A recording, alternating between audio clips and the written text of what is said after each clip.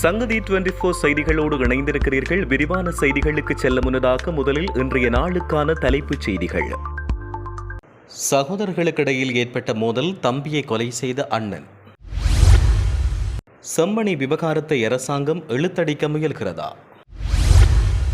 11 இளைஞர்கள் கடத்தி படுகொலை, கருணாகொடவுக்கு தண்டனை தேவை, பொன்சேகா வலியுறுத்தல். யாழில் வன்முறை குழு அட்டகாசம், வாகனங்களுக்கு தீ வைப்பு. மோசடி விவகாரம், மைத்ரிபால சிறிசேனவிடம் 5 மணி நேர விசாரணை. போலீசார் தலைமையில் தையிட்டி திசவிகாரையில் திடீர் விழாக்கோலம். வலிகாமம் வடக்கில் விடுவித்த காணியை அபகரிக்க முயற்சியில் அரசாங்கம். மருந்து பற்றாக்குறை, நிலைமை மோசமாக உள்ளதாக எச்சரிக்கை. கல்கிசை நீதிமன்ற சம்பவம், பிணை வழங்கப்பட்ட போலீஸ் அதிகாரிக்கு அமோக வரவேற்பு.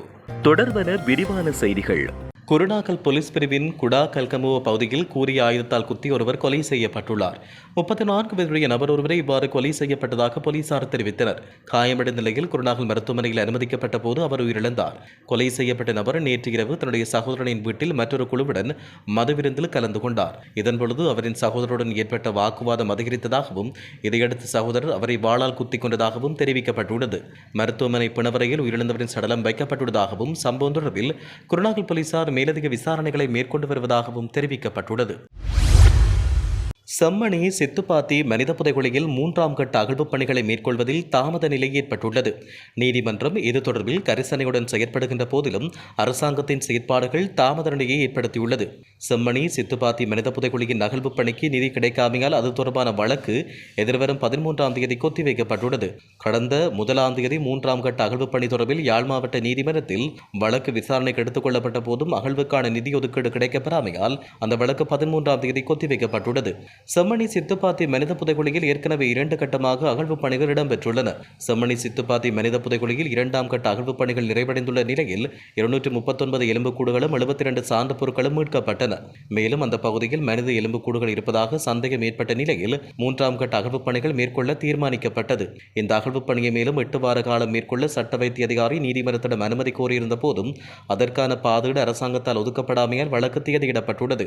நாட்டில் இடம்பெற்ற யுத்தத்தில் மனித உரிமை மீறல்கள், போர்க்குற்றங்கள் இடம்பெற்றமைக்கான இனப்படுகொலைக்கான சாட்சியமாக செம்மணி சித்துப்பாத்தி மனித புதைகுழியும் உள்ளது என பாதிக்கப்பட்ட தமிழ் தேசிய இனம் கூறி வரும் நிலையில் அந்த விசாரணைகளை துரிதப்படுத்தி அகழ்வுகளை மேற்கொள்ள அரசாங்கம் அதிக சிரத்தை காட்டாமல் காலத்தை இழுத்தடித்து செல்கின்றமை பாதிக்கப்பட்ட தமிழ் மக்களிடம் அரசாங்கத்தின் செயற்பாடுகள் தொடர்பில் சந்தேகத்தை ஏற்படுத்தியுள்ளது. செம்மணி விவகாரம் தொடர்பில் விசாரணைகளை மேற்கொள்ள அரசாங்கத்திடம் தடய பொருட்கள் மட்டுமின்றி சாட்சியமளிக்க தயாரான படைத்தரப்பைச் சேர்ந்தவர்களும் இருக்கின்றனர். குறிப்பாக மாணவி கிஷாந்தி படுகொலை வழக்கில் மரண தண்டனை கைதியாக உள்ள ராணுவ கேப்டன் சோமரத்ன ராஜபக்ஷ செம்மணியில் 300 முதல் 400 பேர் கொல்லப்பட்டு புதைக்கப்பட்டதாக முன்னர் தெரிவித்ததோடு செம்மணி புதைகுழி குறித்து சாட்சியமளிக்க தான் தயாராக இருப்பதாக தன்னுடைய மனைவியூடாக ஜனாதிபதி அனுகுமார் திசாநாயகவுக்கு கடிதம் மூலம் தெரிவித்துள்ளார். அவரின் கருத்துக்கள் அங்கு இடம்பெற்ற மனித படுகொலைக்கான சாட்சியம். அவரின் சாட்சியங்களின் அடிப்படையில் அதனுடன் தொடர்புடையவர்கள் அவர்களுக்கு கட்டளை பிறப்பித்தோர் என பலரை இனம் காண முடியும். இலங்கை அரச படைகளின் வன்மத்தையும் அவர்களின் கொடூர வெறியாட்டத்தையும் அதன் மூலம் வெளிப்படுத்த முடியும். செம்மணி சித்துப்பாத்தி மனித புதைகுழி உள்ளூரில் மட்டுமின்றி சர்வதேச மட்டத்திலும் இலங்கை அரசாங்கத்துக்கு நெருக்கடி ஏற்படுத்தியுள்ளது. ஐநாவிலும் பேசுபொருளாக மாறியுள்ளது. ஐநா மனித உரிமைகள் ஆணையாளர் மற்றும் பிரித்தானியா இது தொடர்பில் கரிசனை செலுத்தி நீதியான முறையில் அகழ்வுப் பணி இடம்பெறுவதோடு நீதியான முறையில் விசாரணை இடம்பெற வேண்டியதை வலியுறுத்தியும் இருக்கின்றனர். வலிந்து காணாமல் போனோர் தொடர்பான ஐக்கிய நாடுகள் சபையின் 29வது அமர்வில் இலங்கை சார்பில் நீதியமைச்சர் கர்ஷன நாணயக்கார இலங்கையில் அடையாளம் காணப்பட்டுள்ள மனித புதைகுழிகள் விவகாரத்தில் சர்வதேச பங்காளிகளுடன் இணைந்து தடயவியல் விசாரணைகளை மேற்கொள்ள நடவடிக்கை எடுப்பதாக தெரிவித்தார். ஆனால் ஐநாவில் கருத்து தெரிவித்து 10 நாட்கள் கடப்பதற்கு முன்னர் செம்மணி வழக்கு மீண்டும் திகதியிடப்பட்டு அகழ்வுப் பணி தாமதிக்கப்பட்டுள்ளது. குறிப்பாக தென்னிலங்கை கட்சிகள் வடக்கு கிழக்கில் இதுவரை பெற்றிராத வெற்றியை தேசிய மக்கள் சக்தி நாடாளுமன்ற தேர்தலில் பெற்றுக் கொண்டது. அனுர அலையாக வந்த வாக்கு என்றாலும் வாக்களித்த தமிழ் மக்களின் நம்பிக்கையை அரசாங்கம் காப்பாற்ற வேண்டும். அதற்கு குறைந்தபட்சம் செம்மணி சித்துப்பாத்தி விவகாரத்தை என்றாலும் மனித நேயத்துடனும் இதய சுத்தியுடனும் கையாண்டு பாதிக்கப்பட்ட மக்களுக்கு நீதியை பெற்றுக் கொடுக்க முன்வர வேண்டும் என்றும் தெரிவிக்கப்பட்டுள்ளது. மாணவர்கள் உள்ளிட்ட 11 இளைஞர்களை கடத்தி கப்பம் கோரி படுகொலை செய்தமைக்காக முன்னாள் கடற்படை தளபதி வசந்த கருணாகொட போன்றோர் தண்டிக்கப்பட வேண்டும் என முன்னாள் ராணுவ தளபதி ஃபீல்டு மார்ஷல் சரத் பொன்சேகா தெரிவித்தார். அவர் தெரிவிக்கையில், வசந்த கருணாகொட, சவேந்திர சில்வா போன்ற தளபதிகளுக்கு சர்வதேசத்தால் தடைகள் விதிக்கப்பட்டுள்ளன. ஆனால் சரத் பொன்சேகாவுக்கு தடை விதிக்கப்படவில்லை என மஹிந்த ராஜபக்ஷவின் பேச்சாளர் கூறியதை அவதானித்தேன். அவர்கள் ஒன்றை புரிந்து கொள்ள வேண்டும். அமெரிக்காவால் முதலில் எனக்குத்தான் தடை விதிக்கப்பட்டது. இந்த தடை காரணமாக நான் இன்றளவும் அமெரிக்காவுக்கு செல்ல முடியாது. ஆனால் ராஜபக்ஷர்களுக்கு தடை இல்லை. அவர்கள் சுதந்திரமாக அமெரிக்காவுக்கு சென்று வருகிறார்கள். அத்துடன் கருணாகொட போன்ற இழிவான செயல்களில் நான் ஈடுபடவில்லை. மாணவர்கள் உள்ளிட்ட 11 இளைஞர்களை கடத்தி கப்பம் கோரி படுகொலை செய்தது கருணாகொட என்பது அனைவருக்கும் தெரியும். எனவே அத்தகைய நபர்களுக்கு பொருளாதார தடை, பயணத்தடை மட்டும் போதாது, அவர்கள் சிறையில் இருக்க வேண்டும் என்றும் அவர் இதன் பொழுது குறிப்பிட்டுள்ளார். யாழ்ப்பாணம் மானிப்பாய் போலீஸ் பிரிவுக்குட்பட்ட சண்டிலிப்பாய் வடக்கு பகுதியில் உள்ள வீடொன்றுக்குள் வன்முறை குழு புகுந்து அட்டகாசம் செய்துள்ளது. குறித்த சம்பவம் இன்று அதிகாலை இடம்பெற்றுள்ளது. குறிப்பாக மோட்டார் சைக்கிளில் வந்த முகமூடி அணிந்த 4 பேர் கொண்ட அடையாளம் தெரியாத குழு ஒன்று மேற்குறித்த பகுதியில் உள்ள வீடொன்றுக்குள் புகுந்துள்ளது. இதன்போது வீட்டின் முற்றத்தில் நிறுத்தப்பட்ட முச்சக்கர வண்டிக்கு மண்ணெண்ணெய் ஊற்றி தீ வைத்தனர். அதையடுத்து நிறுத்தப்பட்ட மோட்டார் சைக்கிளையும் எடுத்து வீட்டிலிருந்து எடுத்துச் சென்று சுமார் 1 கிலோமீட்டர் தொலைவில் உள்ள மல்லாகம் வீதி மாசியப்பட்டி சந்தையின் வீதியின் நடுவில் வைத்து தீ வைத்தனர். இதுகுறித்து மானிப்பாய் போலீஸ் நிலையத்தில் முறைப்பாடு பதிவு செய்யப்பட்டுள்ளது. மேலும் சம்பவம் தொடர்பில் போலீசார் மேலதிக விசாரணைகளை மேற்கொண்டு வருவதாக தெரிவிக்கப்பட்டுள்ளது. முன்னாள் ஜனாதிபதி மைத்ரிபால சிறிசேன இன்று காலை லஞ்ச ஊழல் விசாரணை ஆணைக்குழுவுக்கு விசாரணைக்காக வருகிறார். சுமார் 5 மணி நேரம் வாக்குமூலங்களை பதிவு செய்த பின் பிற்பகல் 2 மணிக்கு அவர் ஆணைக்குழுவிலிருந்து வெளியேறியுள்ளார். 15 ஆண்டுகளுக்கு முன்னர் ஸ்ரீலங்கா சுதந்திர கட்சியுடன் தொடர்புடைய ஒரு நிறுவனத்தில் நடந்த மோசடி தொடர்பில் வாக்குமூலம் அளிக்க முன்னாள் ஜனாதிபதி மைத்ரிபால சிறிசேன ஆணைக்குழுவின் முன் அழைக்கப்பட்டார். யாழ் தையட்டி திசவிகாரையில் போலீசாரின் முழுமையான பங்களிப்புடன் இன்றைய தினம் விழாவொன்றுக்கான ஏற்பாடு முன்னெடுக்கப்பட்டது. இது பொதுமக்கள் மத்தியில் பெரும் விசனத்தை ஏற்படுத்தியது.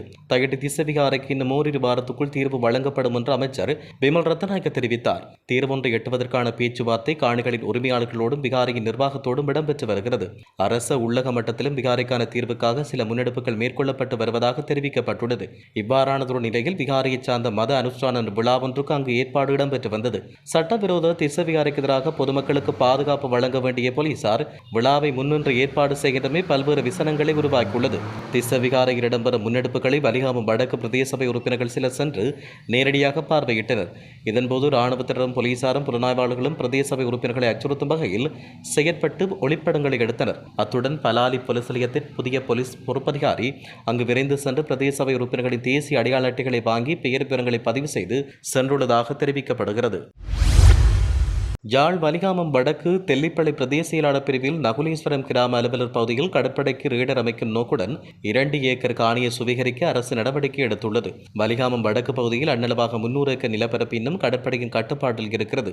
இவ்வாறான நிலையில் இந்த பகுதிக்கு மேலதிகமாக தற்போதைய சுவீகரிப்பு நடவடிக்கை மேற்கொள்ளப்பட உள்ளது. இதற்கான பகிரங்க அறிவித்தல் தெல்லிப்பளை பிரதேச செயலாளரால் விடுக்கப்பட்டுள்ளது. வலிகாமம் வடக்கில் காணிகளை விடுவிப்பதாக அனூர் அரசு கூறுகின்ற போதிலும் வாக்குறுதிக்கமைய எந்த ஒரு விடுவிப்பு நடவடிக்கையும் இடம்பெறவில்லை. அத்துடன் விடுவிக்கப்பட்ட கூறப்படும் காணிகள் பலவற்றிலிருந்து இன்னும் கடற்படை வெளியேறாத நிலை காணப்படுகிறது. இவ்வாறான நிலையில் தற்போது கடற்படைக்கு ரீடர் அமைக்கும் நோக்கத்துடன் மேலும் 2 ஏக்கர் காணியை சுவீகரிப்பதற்கு அரசாங்கம் திட்டமிட்டுள்ளமை பெரும் சர்ச்சையினை தோற்றுவித்துள்ளது. 2026ஆம் ஆண்டுக்குள் மருந்து பற்றாக்குறை தீரும் என சுகாதார அமைச்சு உறுதியளித்துள்ள போதிலும் நிலைமை மோசமாக உள்ளதாக மருத்துவ மற்றும் சிவில் உரிமைகள் மருத்துவர்கள் வர்த்தக சங்க கூட்டணியின் தலைவர் வைத்தியர் சமல் சஞ்சீவ தெரிவித்தார். பல பெரிய வைத்தியசாலைகளில் 100க்கும் அதிகமான மருந்துகள் மிகையாக உள்ளதாக வைத்தியர் சமல் சஞ்சீவ தெரிவித்தார். இந்த மிகை இருப்புக்கு மத்தியில் உயிர்காக்கும் மருந்துகள் மற்றும் சத்திர சிகிச்சை உபகரணங்களுக்கு கடுமையான தட்டுப்பாடு நிலவுவதாக தெரிவித்துள்ளார். இது சுகாதாரத்துறையின் ஆழமான நிர்வாகம் மற்றும் அரசியல் தோல்வி என்றும் மருத்துவர் சங்கம் குற்றம் சாட்டியுள்ளது. கல்கிசை நீதிமன்ற வளாகத்தில் சட்டத்தரணி ஒருவரை தாக்கியதாக குற்றம் சாட்டப்பட்ட போலீஸ் உத்தியோகத்தர் பிணையில் செல்ல அனுமதிக்கப்பட்டுள்ளார். கல்கிசை நீதவான் நீதிமன்றத்தால் இந்த உத்தரவு பிறப்பிக்கப்பட்டது. இந்த வழக்கு விசாரணை செய்த கல்கிசை நீதவான் பசன் அமரசேன குற்றம் சாட்டப்பட்ட போலீஸ் உத்தியோகத்தருக்கு 1 லட்சம் ரூபாய் மதிப்பிலான 2 சரீர பிணைகளின் அடிப்படையில் பிணை வழங்கியுள்ளார். மேலும் நீதவான் இந்த வழக்கை இணக்கம் பெறும் நோக்கில் இணக்க சபைக்கு அனுப்புமாறு உத்தரவிட்டார். வழக்கின் அடுத்த விசாரணை நவம்பர் 17ஆம் தேதி நடைபெறும் என கல்கிசை நீதிமன்றம் அறிவித்துள்ளது. அதேவேளை பிணையில் செல்ல அனுமதிக்கப்பட்ட பின்னர் குறித்த போலீஸ் அதிகாரிக்கு நீதிமன்றத்துக்கு வழியில் அமோக வரவேற்பு வழங்கப்பட்டது. அண்மையில் கல்கிசை நீதிமன்ற வளாகத்தில் போலீஸ் உத்தியோகத்தர் ஒருவருக்கும் சட்டத்தரணி ஒருவருக்கும் முரண்பாடு ஏற்பட்டது. சிரேஷ்ட சட்டத்தரணி குரரத்ன வன்னிநாயக்க என்பவர் மீது போலீஸ் உத்தியோகத்தர் தாக்குதல் நடத்தியதாக குற்றம் சுமத்தப்பட்டது. இந்த சம்பவம் தொடர்பில் பல்வேறு தகவல்கள் வெளியாகி வருவதாக தெரிவிக்கப்பட்டுள்ளமை குறிப்பிடத்தக்கது. இத்துடன் செய்திகள் யாவும் நிறைவு பெறுகின்றன. மேலதிக செய்திகளுக்காக சங்கதி 24.com உடன் இணைந்திருங்கள். வணக்கம்.